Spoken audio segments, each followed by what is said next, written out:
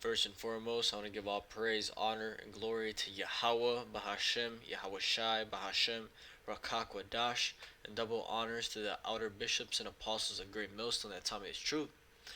Today's lesson, as you can see titled, I'm going to go into how two-thirds aren't going to get it, right? Two-thirds are never going to understand and hearken unto the word, right? Repent and be converted, right? And ultimately, is because they don't got the knowledge, right? And we're going to go into some scriptures to really solidify that.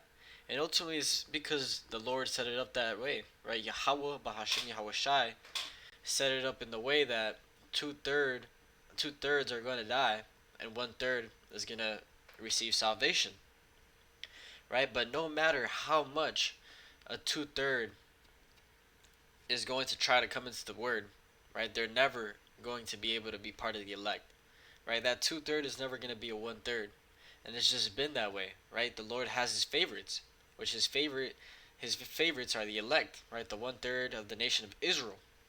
Okay, but let's read this. This is Zechariah 13 and 8, and it says, "And it shall come to pass that in all the land, saith the Lord Yahweh, two parts therein shall be cut off and die, but the third shall be left therein." Right? And that's talking about the Israelites, right? The two-thirds of the Israelites, Latinos, Negroes, and Native Americans, and Israelites scattered throughout all the nations, two-thirds are going to die because that's how the Lord wants it to be, right? It says that His thoughts are higher than our thoughts, and His ways are higher than our ways, right? We can't understand why He's doing this, but ultimately, we know why. We know a reason why, and one of those reasons is because the entire nation has gone off, right? The entire nation of Israel at one point was sacrificing unto devils, right? They were giving alms to different gods, right? Doing what the heathens did, right? Making covenants with the heathens, with these other nations.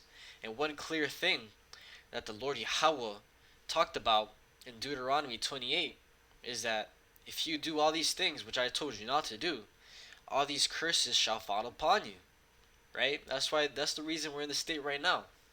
But back to the main point is that two-thirds are going to be cut off, right? Two-thirds are never going to understand. And let's go into a precept to go into that. This is Hosea 4 and 6, and it says, "My people are destroyed for lack of knowledge. Because thou hast rejected knowledge, I will also reject thee, that thou shalt be no priest to me. Seeing thou hast forgotten the law of thy God, I will also forget thy children." Right? And that's ultimately why one of the reasons we went off. And right now, we're going off still. Right? Our people are still going off, how it says right here. My people are destroyed.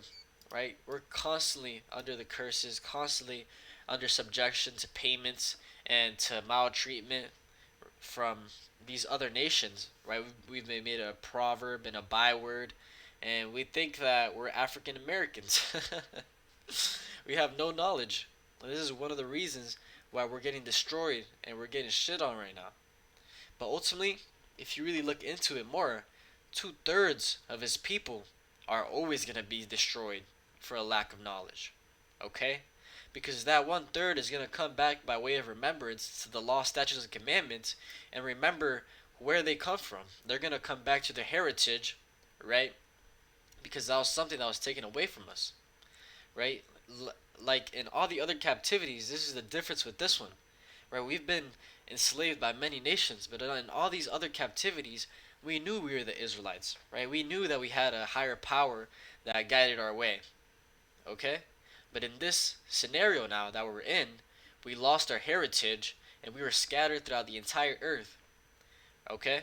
But the one-third is going to remember and the two-thirds not, right? The two-thirds is going to be too late when they see everything popping off, right? And it's ultimately because they lack that knowledge, right? They lack that wisdom. It talks about how the fear of the Lord is the beginning of wisdom. So it says, "I will also reject thee, that thou shalt be no priest to me. Seeing thou hast forgotten the law of thy God, I will also forget thy children.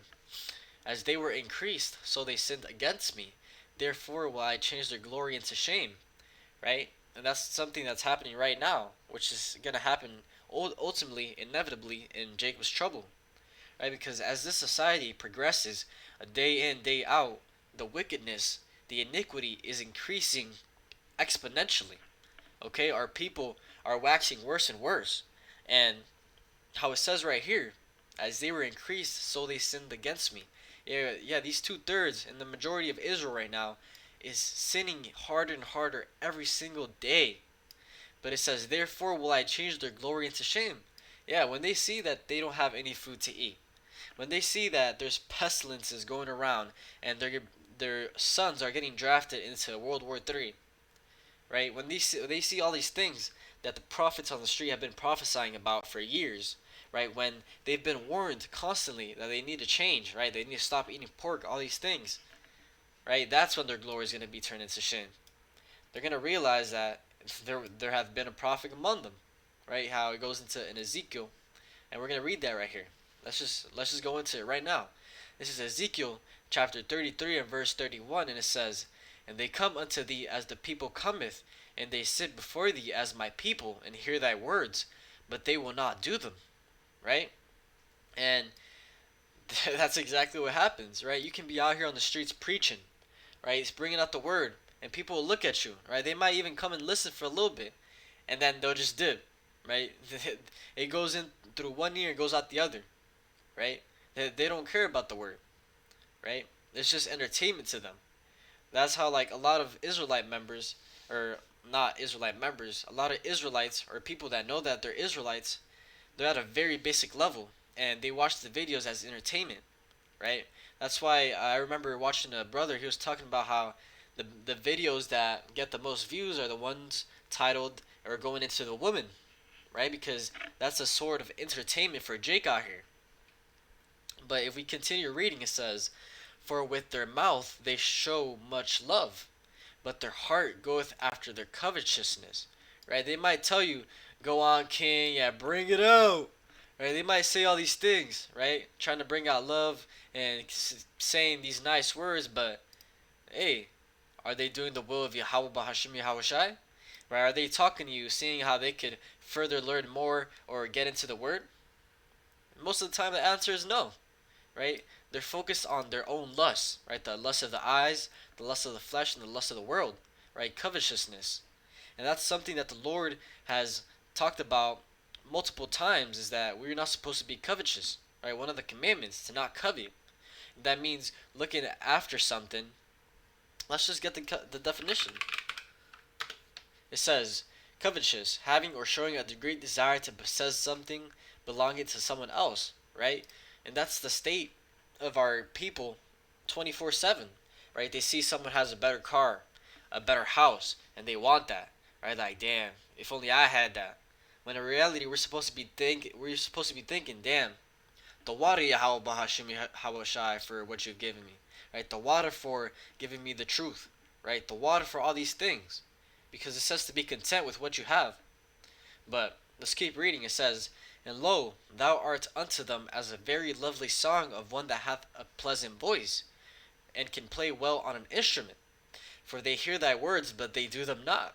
And ultimately is because how we read here in Hosea 4 and 6, they have no knowledge, right? You could bring out how America is going to get destroyed by nuclear missiles. You could bring out how the so-called white man and all these other nations are going to be enslaved and are going to be under the Israelites, and they'll hear that and be like, "Hey, that's good news to them," right? They'll say something good about that, right? But once you tell them, you can't be eating pork, you can't eat shrimp, lobster, crab, right? All the foods that were told to us not to eat, then they have a problem with you. Then the spirit, that demon jumps on them, that pork demon jumps out, and they stop listening, right? Because they have no knowledge, right? They want to go after their own flesh. They want to just keep going after, how I said, the lust of the eyes, the lust of the flesh, and the lust of the world. But that's ultimately because they have no knowledge, right? Back to the main point. 2/3 are never going to get it. And that's just something you have to come to terms with. You have to come to terms with that some of your family might be a 2/3, right? And you might have to see them die. You might have to see a lot of your family members perish right in front of you, and you got to keep moving. Like that movie Book of Eli, where he sees this woman getting raped, right? And he says, "Keep moving, stay on the path," right? That's how we're supposed to be in these times to come. Okay? But it says, Ezekiel, the 33rd verse now, it says, "And when this cometh to pass, lo, it will come." Hey, you sure about that, right? This is definitely on the way. It says, "Then shall they know that a prophet hath been among them." Right? At the end, when all the prophecies are kicking off, then they're gonna wanna come and seek the word. But scriptures go into. Let me actually bring that out. Let me actually bring that out. That is in Amos 8 and 11. Yeah, this is Amos 8 and 11. It says, "Behold, the days come, saith the Lord Yahweh, that I will send a famine in the land, not a famine of bread, nor a thirst for water, but of hearing the words of the Lord Yahweh." Right? There's going to be a point where the prophets are no longer going to be speaking on the streets or making YouTube videos. But it says, "And they shall wander from sea to sea, and from the north even to the east. They shall run to and fro to seek the word of the Lord Yahweh, and shall not find it." Right? Because when all these prophecies are kicking off in full effect, then they're going to want to turn back to the Lord.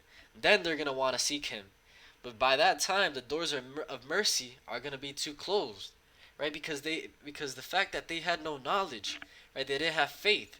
They didn't have wisdom to hear what the prophets were saying and really digest it, right? And not just listen, because there's a difference, right? They because they had no knowledge to sit there and digest what the information was being told to them. They're gonna get destroyed, right? It says, "In the day of thy power, thy people shall be willing." Roughly paraphrasing, right? In that day, the 2/3 are gonna be willing, but ultimately the 1/3 are gonna be believing, right? Already.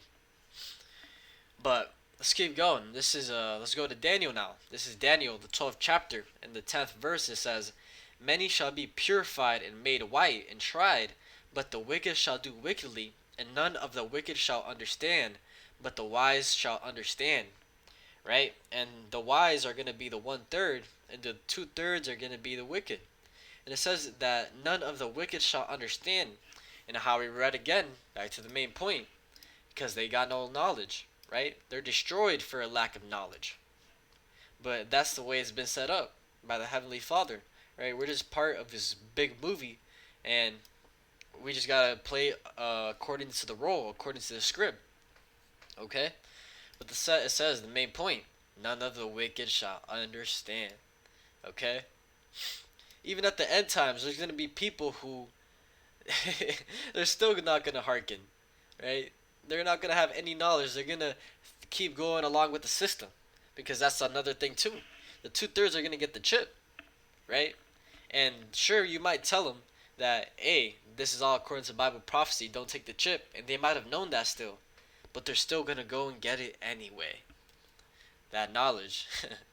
You gotta thank the Lord that He gave you this knowledge, man, because He looked down upon the entire earth, and He looked down and He looked at you, and He saw that you had something in you that could benefit the ministry, right? He saw something in you that you can't even see in yourself, and that's beautiful, right? So, hey, make sure that you're doing your part and constantly learning on a day-to-day basis, or else just the same way He gave you that gift, which is the gift of faith. It goes into how faith is a gift. The same way he gave you that gift, He could take it away just like that and make you a scoffer, right? Make you lose the spirit. So you have to make sure that you're diligent and making your call and election sure. Okay? But now let's go to the Apocrypha in Ecclesiasticus chapter 39, and I'll start at verse 24. It says, "As his ways are plain unto the holy, so are they stumbling blocks unto the wicked."